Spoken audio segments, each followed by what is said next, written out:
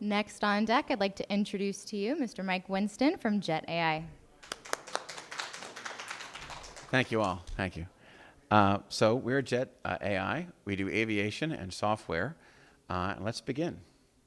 First, quick show of hands. How many people here have actually been on a private jet at least once in their life? Okay.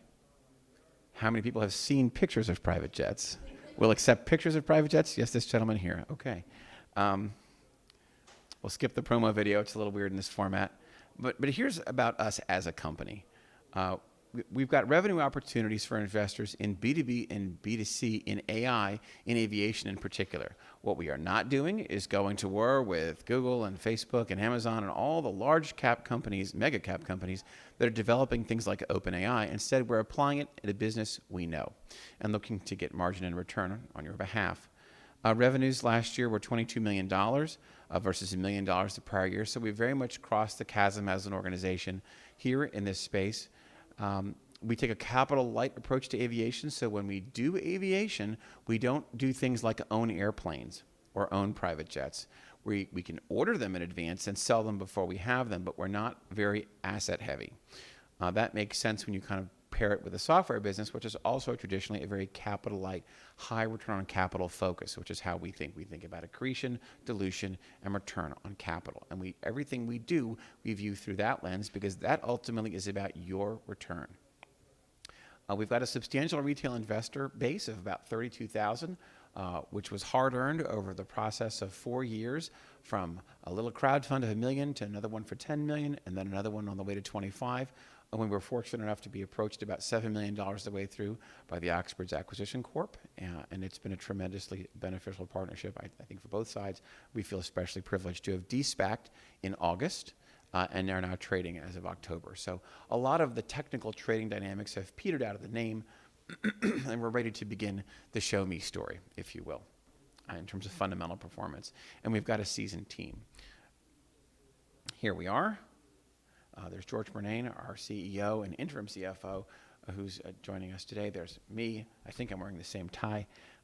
There's Patrick McNulty, our COO, John Church, our CTO, and Keenan Franklin, our head of sales. You can read their bios. Print's a little small. This is, of course, available for download. We are an aviation software company with a private jet charter and membership operation. Right now, you can go to the App Store and download the Charter GPT app, which is a B2C product, and it'll charter an airplane for you. In real time, it'll give you responses, and you can act upon it.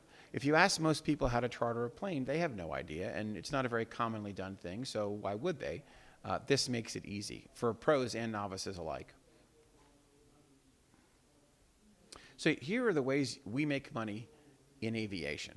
And after this, I'm going to tell you about how we make money in software.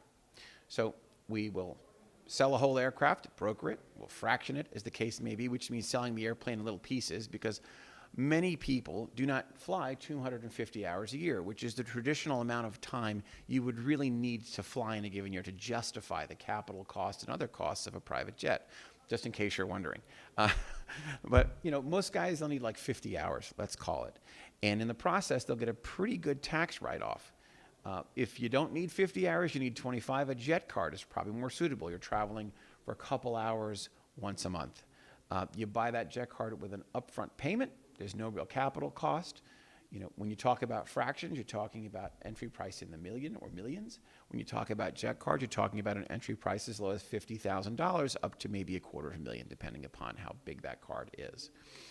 Some people will buy bigger jet cards, just depending upon a variety of factors. And by the way, 50% of the people who buy jet cards already have or make regular use of a private jet, either because it's a corporate jet or their own aircraft, for example.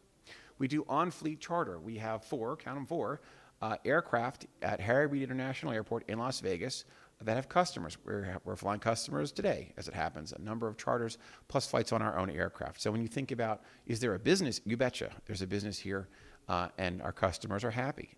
In fact, one of them, we brokered an aircraft to, bought him an aircraft, now we operate on his behalf with our partner. On-fleet charter would be the chartering of those 4 aircraft. There's a bigger story about off-fleet charter, which I'll get to in the software segment. So when you think about charter, it's an important part of our story. There's the onboard program, which is if you have a jet and you want it managed, we'll help you do it. And then there's buyer's brokerage, which is if you don't know how to buy a jet. There have been 29,000 jets made in the history of the world since 1960. There are about 17,000 jets in the United States today, about 22,000 in the world. And of the 5 million or so hours flown globally, about 80% of them are done in the US, with an average stage length of about an hour and a half, maybe 1.3 hours, with about 2.5 passengers. So there'll be a quiz at the end. You'll get a chocolate bar if you remember those numbers. Although, in fairness, the chocolate bars are free just outside, so I'm not really sure how much of an inducement it is. But let's keep moving. This is more on fractional. I think I could spend time on this, but you buy part of an airplane. Then you make monthly payments on the airplane, whether you fly or not, and then you pay each time you fly. So it's a high-margin business for the operator in the sense that they're generally charging significantly more than the true monthly management cost, and they're charging a bit more for the airplane. And then, of course, as you fly, they make a little bit of money, if that makes sense. So you pay upfront every month, and then as you fly. So it synthetically replicates having an airplane, just everything chopped down in size because you haven't bought as big a piece of the plane, if that makes sense. Oh, the most critical part of this, if there's really 3 things I want you to remember, which I guess technically I should have said at the beginning, and I'll say at the end and then say in the middle if you listen to the psychologists, but if there's 3 things that really matter the most in this presentation for you to leave with, it is that the fractional business is very profitable for us, and we have disclosed that we have an LOI to do a big fractional deal. So on a $25 million market cap, I would encourage you to look at the size of that fleet deal, its margin potential relative to our capitalization. That's the first thing that you should pay attention to and think about when you leave the room. Because we buy these airplanes and we sell them before we take delivery. So the fleet deal that we've disclosed is about $150 million in size. That's what's been disclosed so far. So you think about how much profit we make on the airplane and then kind of add that up. I'll stop there because this is a public forum and I can't go any further. I would like to, but that's where I have to leave it. Jet cards. Rent a car, lease a car, buy a car. Rent a car is charter, lease a car is jet card, but not technically a lease, and buy a car is jet fraction. Rent a car, lease a car, buy a car. Jet cards are about 25 hours. Remember, you're flying once or twice a year here. We get the money up front, and then the customer comes to us and flies over time. Okay. On fleet charter, we're booking several today, as a matter of fact, or charters, I should say. This is when you want to rent a car. You need to go from here to LA, or rather here to Vegas. We're in LA today. We're normally based in Las Vegas, by the way. So you pay an hourly rate, which is generally determined by the market, really. There are about 1 million charter legs, by the way, flown in the U.S. every year. It's surprisingly large, where a leg in this instance is about 5,000 an hour. About 1.3 hours, it's about 6,500 an hour. So the market, the total addressable market for all you, venture type thinkers and software analysts is about $6.5 billion if you look at this mature cyclical business that is aviation. There's onboard, that's aircraft management. So we'll take a monthly fee to do it. This is usually a place where if we have a customer who's upgrading to buying an aircraft, which we've actually dealt with last year with success, we'll run the plane for him and then put that into on-fleet charter, if that makes sense. And then buyer's brokerage. So, with only 29,000 jets in the world since 1960, we make about 650 jets a year in the world, by the way. People who know how to correctly buy them are not in big supply. So it's a valuable service for people who come in as charter customers or jet card owners. And the margins here, you can make anywhere between $100,000 to $500,000, depending upon the size of the aircraft and the complexity of the transaction. So, it's not a big volume business, but it's important that when a customer comes to you, you can offer bespoke service across the full portfolio. So when you focus on these 5 things that I've discussed, you want to focus on aircraft fraction and sales. That's the most interesting part here, at least in my humble opinion. Okay, the software stuff. This is what the AI comes from in our name. So we understand a business. We have a business. And we're the ones bringing AI to it first. Because if we don't, I'm convinced that someone else will, because I think someone is bringing AI to just about every aspect of the economy. So the subtext in this slide is that we are, how shall I say it? this leaks into commercial aviation if we get it right. Because commercial aviation, aviation in general, is about 5% of the economy in the United States. Private aviation is about 400 billion. So it's a great place to start where we know it and we can build it, perfect it, scale it, and then some of it can leak into commercial. So the B2C product you can download. Go get the Charter GPT app. And you can go play with it now and ignore the rest of the presentation and then go back and rewatch it because you were so busy playing with Charter GPT. But you can talk to it. It has personality.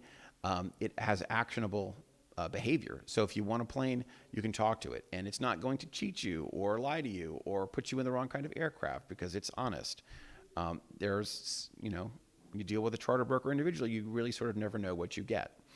On the B2B side of the house, there are 4 products. The most important thing to understand on this slide is actually one of the 3 things that I like you to remember, and that's reroute, right? And the second most important thing is Dynaflight.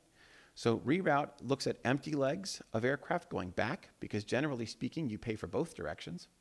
Generally speaking, you pay for both directions, even if you go one way.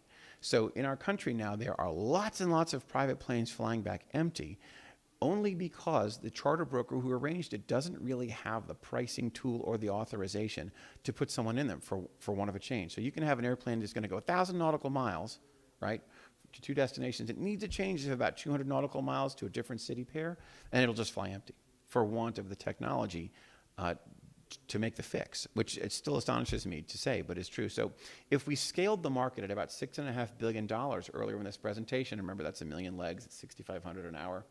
Again, this is on the quiz. So the way back part of the market, which is kind of not addressed or addressed very poorly, is about $3.25 billion, just quick math.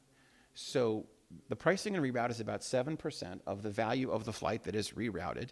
100% of that flight, however, has already been paid for. So we're taking what is basically the same as federal excise tax. If you ever book a charter, you pay 7.5% federal excise tax. So it's quite a familiar number to people who book charters all day. So all we are is another federal excise tax, which makes the addressable market about 7 times 3 is $210 million. And then you figure, well, 1% share is about $2 million. If we took that and the market cap again is about $25 million. So as that product scales, we're excited about it because just that product, if successful, justifies the market cap. And how can it grow? So that's why I think it's the second most important thing to understand in the presentation. Independent of a 9-figure fleet deal where there's good margin to be had, here's a software product with a tremendous addressable market that solves, I don't want to say a gratuitous waste of energy, but a big waste of energy that's taking place every day as airplanes crisscross the nation. The other 2, the middle 2 products, less important but equally valid, JetCard GPT and Flight Club. JetCard GPT lets a guy who runs airplanes, by the way, there are 3,000 charter jets in the country of the 17,000 I referenced earlier. Those aircraft are run by 80% of the guys who run them. There's 2,500, okay, guys who run 3,000 planes. That's 2,500 guys who run 3,000 planes. 80% of them have fewer than 10 aircraft. It's kind of a mom and pop industry, if you will. And of those, I guess 60% have fewer than 5. So it's mostly small guys running these things. If you want to sell a jet card, if you remember from earlier in our presentation and you kind of connect the conversation, a jet card's about 25 hours, right? It's for that person who doesn't want the capital cost of a full airplane, but is more of an active flyer than just someone who charters. If you're one of those small guys, you don't have the contracts, you don't have the CRM to really maintain an active jet card program. So we give you the contracts and we give you the CRM. We use it for ourselves, so we're simply offering it to the out into the industry and to the public. And a neat feature of it is that you can text your request to book a flight to Charter GPT. We have the OpenAI natural language processing. Right now, one of our guys or a couple of our guys get calls at all times, day and night, to arrange for charter. Now you can just text it, right? They also get a lot of text for the record, so this is a nice way to kind of deal with a higher volume so you can scale a product. Flight Club. And by the way, reroute is a percentage of revenue in a big addressable market. JetCard GPT is a smaller addressable market. It's more of a monthly fee. But we've already got it built, so why not roll it out? Flight Club lets you sell by the seat. So we're accustomed to thinking about, I get a seat on an airline, but I charter a whole jet. And the law says, in fact, most of those operators that I mentioned, those 2,500, they sell whole airplane charter, and they don't know how to sell by the seat. And if they did, they'd have to have a significant sized escrow fund they set aside. They'd have to go through the Department of Transportation and file a variety of forms. And they would operate not under what's called Part 135, just in case you wanted to know, but under what's called Part 380. So Flight Club's a cool way for guys to sell something new. So of those 2,500 operators, Reroute offers incremental revenue, JetCard GPT offers incremental revenue, and selling by the seat at Flight Club offers incremental revenue. There's no charge for the first use of any of these products, and all of them help them do something they can't do now. By way of quantitative reasoning, Flight Club, there are about, we said 3,000 charter jets earlier. The average jet has about 9 seats. This is just a dizzying array of statistics, I know. But that's about 27,000 seats. We charge about $10 a day. So that's $270,000 of possible revenue in a day.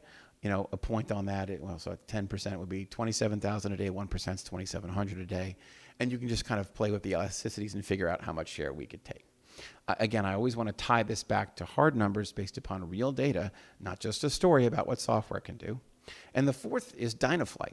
That's actually the third most important thing I'd like you to remember. So we've got the Big Iron Fleet deal, we've got Reroute, and we've got Dynaflight. Dynaflight's a carbon removal crediting platform. It's the only one in aviation today that is enterprise class or that exists at all that we are aware of. It is an API. So if you are a corporate flight department with an ESG requirement, this is a very interesting way to offset your credits. Our primary credit supplier, Glanris, had all of their credits bought out by JP Morgan, and we've got other suppliers lined up through the mechanism of Puro Earth, which is a majority-owned NASDAQ company, which is the gold standard in basically certifying credits as having been exhausted and only allowing qualified projects onto a platform that really do something. So ICAO, the International Commercial Aviation Organization, by 2027 will require 90% of international flights to offset their carbon emissions. And they're phasing it in now. We are the only aviation-focused API dealing with carbon credit offsetting. We have 250 aircraft in our system, and we can tell you, based upon how long they fly and where they fly, how much carbon they emitted. On that API, we can also sell you the credits. We can invoice you. We can record the invoice. Then we can show evidence that the credits have been retired. So Dynaflight, we think, has a regulatory tailwind behind it, no pun intended in aviation. But it's designed first for private aviation because that's a harder problem to solve. Because private aviation guys buy in little pieces. If you're the FedEx fleet, you buy in giant chunks from major suppliers, and you probably have a person working on it, I don't know, full time, but at least some of the time. But in those 3,000 charter jets, and actually the 16,000 overall, you're going to buy in little pieces. So it's less working capital intensive. And earlier in the presentation, I said we can leak into commercial. This would be one of the places. And I can kind of go through quantifying it for you, but you could imagine that if a carbon credit is $100 a ton, and there's 10,000 tons emitted by an aircraft, that'd be about $1 million a year on the top line. The busiest private aircraft will fly about 1,000 hours a year, so that'd be about 10 airplanes that would need to be on the platform, flat out to get to $1 million of sales. And the margin on that, we make about $20 a month on the API access. We make 3% transaction fee, and then we make a spread on the carbon credit itself. That's the fattest part of the business.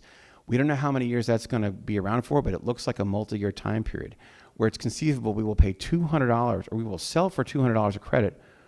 We buy for 100. So 10,000 times a margin of 100 is why I want you to remember that this is the third most important thing in the presentation, because we basically can act as principal while putting up almost no capital to the provider of the carbon credit. Okay, so that was kind of heavy. It's a lot of math. That's what the app looks like. That's Charter GPT. Tell it you want to be an astronaut and you want a new pony and that you want to go to LA with 3 of your friends, and it will respond in kind and has a little bit of life in it. It'll do it. What's intriguing about this is the front end is cool, but the back end is even cooler. And that is because of those 2,500 operators that are mom and pop shops largely. The back end has the ability to reconcile their contract with our contract, because we face the charter the person flying, whereas the the operator gives us a contract which may differ. So natural language can reconcile that, and in addition, it can make outbound emails and outbound phone calls in certain limited cases where it's advisable to wake them up, because it takes 4 to 5 hours to really charter a plane, whereas it takes like a minute and a half to book a commercial plane. That's relevant. One more thing on that, because right now a human being can only charter about 3 aircraft in a day because of all the phone calls that have to get made and all the work that has to be done. If we can affect that ratio, it's tremendous. Because if you think about it, 10% of the market would be 100,000 charters, right? 1% of the market would be 10,000 charters. So that's about 273 charters a day at 100,000 a year, or 27 charters a day for 1%, right? But we know that it's a $6.5 billion market, and the margin's 5 to 10%. So that's $300 to $600 million in profit pool. Well, 1% of that is $3 to $6 million. Our market cap is $25 million. It's 27 charters a day. We do about 4 charters a day as it stands now. So with AI, if we can do, let's say, 6 charters a day with the same head count, 10 charters a day, 15 charters a day, we begin to be able to legitimately take share in charter really for the first time. People have tried to roll up the charter business, and the brokers just ultimately leave a year or two later. But with AI, AI doesn't leave. So there's a potential to have a stickier charter brokerage that you can trust, that is more efficient and lets us get, again, that's why it's the first thing or the second thing I want you to remember. The first was the big iron deal. The second is Charter GPT's ability to take share and hold share. And the third is, of course, reroute and the Dynaflight, right? Actually, the first is Charter GPT. The second is reroute. The third is Dynaflight, just to be clear. There's a picture of reroute in its early stage. Reroute will be out in time for the NBAA conference here. Actually, it'll be in Las Vegas in about 2 weeks' time. It'll be fun to see. We'll do a webinar when we announce it. We announced Dynaflight just last week and did a webinar for that, if you're curious. There's Flight Club, which is the buy-the-seat product. If you're still paying attention, God bless you, because the human attention span is limited. We've got a minute to go, and you all deserve a prize, not just the person who wins the candy bar. There's JetCard GPT. You can see these things. These are tangible products. And there's us crossing the chasm. And that is the end of my presentation with a minute left. I don't even need the last minute.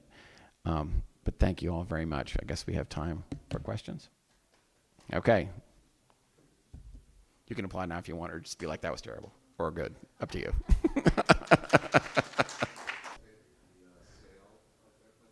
The question is, does Jet.AI facilitate the sale of airplanes? The answer is yes. We act as buyer's broker, typically on behalf of our customers. Any further questions? Can you leave them outside? Thank you very much. Thank you. We appreciate it.